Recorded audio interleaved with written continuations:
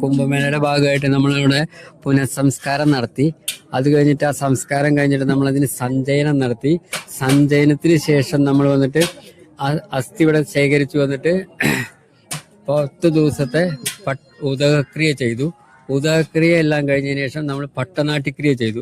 പണ്ട് നാട്ടില് നമ്മൾ വീട്ടിലൊക്കെ ചെയ്യുന്നതല്ല, പട്ടനാട്ടിക്രിയ ചെയ്ത് പട്ടനാട്ടിക്രിയക്ക് ശേഷം നമ്മൾ വന്നിട്ട് പലപ്പിണ്ണം വെച്ചിട്ട് ആ അസ്ഥി എല്ലാം കൂടി ഭാരതപ്പുഴയിൽ നിമഞ്ജനം ചെയ്തു. നിമഞ്ജനം ചെയ്തതിന് ശേഷം അവര് തളിച്ചതിന് ശേഷം ചീതിയന്മാരുടെ ക്രിയ എന്നാണ് അതിന് പറയുക. അത്രയും നേരം അതിനുശേഷം പുണ്യാഹം തളിച്ചിട്ട് ഇളയതിന്റെ 16-ാം ദിവസം ചെയ്ത 16 കൂട്ട് എന്നുള്ള സംഭവം, അത് 16 ദിവസം അടുത്ത വർഷം വരയ്ക്കുള്ള ഈ ബലി നമ്മളിവിടെ തർപ്പിക്കൽ കഴിഞ്ഞു. അതിൽ ദാനങ്ങളാണ് അധികം വരുന്നത്. ആദ്യം 10 ദശാഹ പ്രായശ്ചിത്വവും പിന്നെ കുറച്ച് ദാനങ്ങളും. ഈ ദാനങ്ങൾക്ക് ശേഷം നമ്മൾ ഒരു വർഷത്തെ പിണ്ഡം സമർപ്പിച്ചതിന് ശേഷം സപിണ്ഡിക്രിയ ചെയ്ത് ആത്മാവിനെ കാശിയിലേക്ക് യാത്രയാക്കണ സംഭവങ്ങളാണ് ഇവിടെ ഇതുവരെയ്ക്കും നടന്ന കർമ്മങ്ങൾ.